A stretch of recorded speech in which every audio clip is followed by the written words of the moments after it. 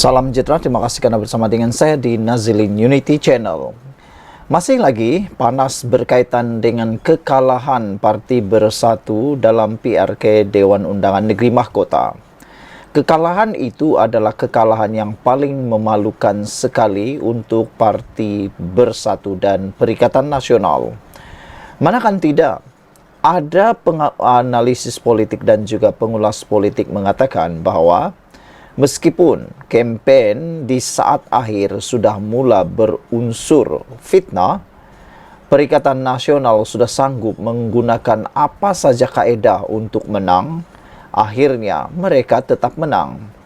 Dalam satu petikan di mykmu.net menulis, fitnah saat akhir tidak ubah pendirian pengundi Dewan Undangan Negeri Mahkota.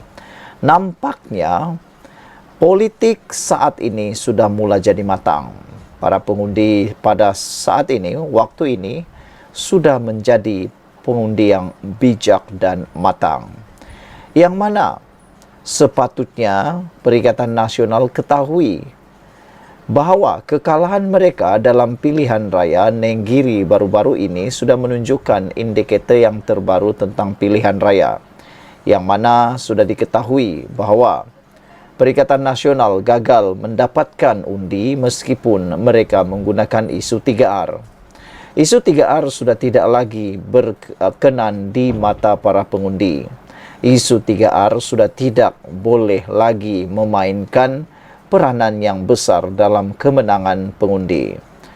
Fitnah saat akhir tidak ubah pendirian pengundi Dewan Undangan Negeri Mahkota.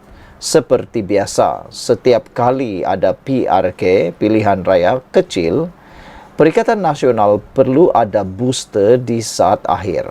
Namun, booster yang diharap-harapkan kali ini memang tidak menjadi sama sekali. Ada seorang penganalisis politik dan pengulas politik daripada Sarawak mengatakan bahwa pemimpin-pemimpin macai-macai Perikatan Nasional sudah mula boleh cari kerja yang lain kerana kekalahan dalam PRK Mahkota menunjukkan macai ini sudah boleh mencari kerja lain, tidak boleh dapat kerja lagi, tidak dapat apa-apa lagi. Maka dengan itu mereka mungkin akan kehilangan sumber, kehilangan pekerjaan dan sebagainya. Macai-macai terpaksa mencari pekerjaan baru. Mungkinkah mereka terpaksa sehingga menjadi tukang cuci piring?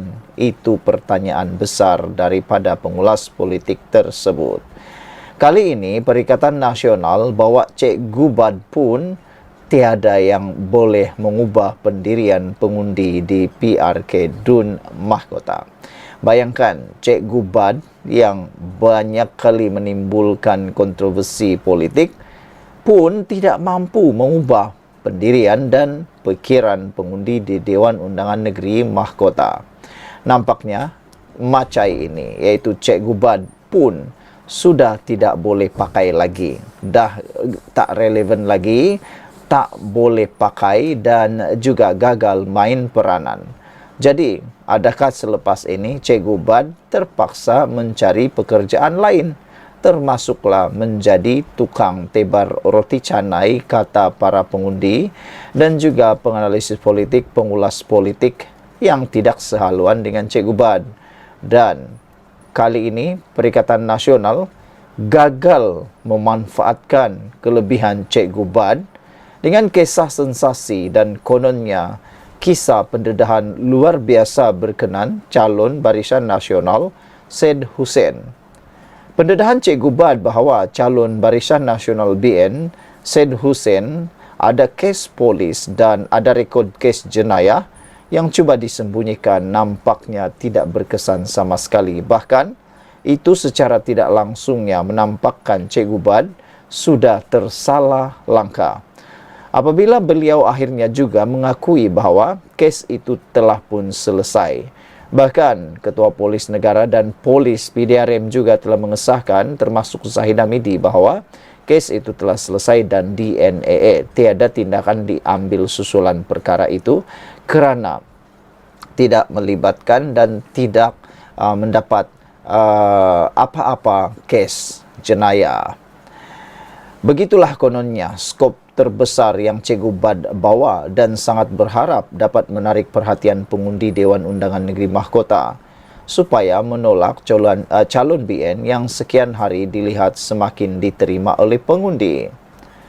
Saudara-saudara sekalian, lebih menarik lagi ialah cara Cikgu Bad ini sangat merugikan pengundi mana-mana kawasan PRK kerana hal kemajuan kawasan dan rencana rancangan pembangunan tidak dapat diketahui oleh penduduk atas sebab isu-isu sebegini menolak dan menafikan pengundi apa-apa pembangunan yang sepatutnya calon sampaikan kerana diganggu oleh isu remeh-temeh yang dibawa oleh speaker setara berlakon lori belakang lori seperti Cikgu Bad, kata laporan ini. Saya sangat setuju dan saya sangat tertarik dengan pendapat ini, iaitu tindakan Cikgu Bad memainkan isu remeh-temeh seperti serangan peribadi, termasuklah unsur fitnah ini yang menyerang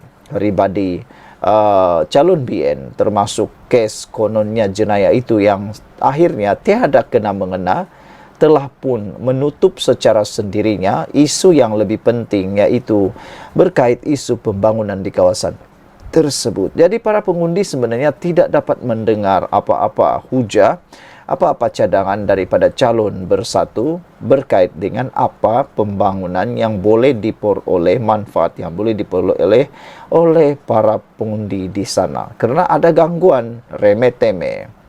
Sebenarnya isu laporan polis berkaitan calon BN Said Hussein sudah pun dijawab dan disahkan oleh polis sendiri. Ia bukan pun kes jenayah tapi kes membantu seorang buta yang cuba dibuli oleh pihak tertentu. Dilaporkan kedudukan sehingga kini di Dewan Undangan Negeri Mahkota BN masih mendahului dari segi sambutan.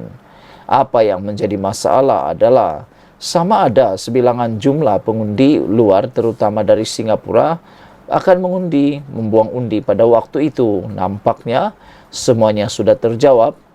Para pengundi dari Singapura juga, Johor yang bekerja dan menetap bekerja di Singapura turut berusaha keras untuk pulang dan tidak terpengaruh dengan cerita-cerita remeh-temeh seperti itu.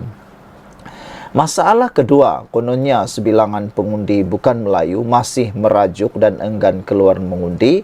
Kononnya masih marah berkaitan hal sijil halal. Namun, jumlah ini tidak besar dan difahami kerana memujuk mereka masih diusahakan dan akhirnya berjaya juga dipujuk, dan pengundi Cina akhirnya tetap mengundi Pakatan Harapan Kerajaan Perpaduan dan berjaya mengalih sokongan kepercayaan kepada Barisan Nasional. Apa yang dikatakan sejumlah besar pengundi telah lebih awal membuat pendirian siapa mereka akan undi. Isu remeh-temeh dan isu sensasi saat akhir seperti yang cuba dimainkan oleh Cikgu Bad tidak akan dan tidak berjaya pun mengubah mindset para pengundi. Untuk hal seperti ini, BN ada sedikit kelebihan dan tidak keterlaluan jika diberitahu bahawa Barisan Nasional sudah mengalahkan Parti Bersatu. Oleh Adam Malik, fitnah saat akhir tidak ubah pendirian pengundi Dewan Undangan Negeri Mahkota. Dipetik daripada myKMU.net. Sekian untuk kali ini. Jangan lupa tinggalkan komen Anda.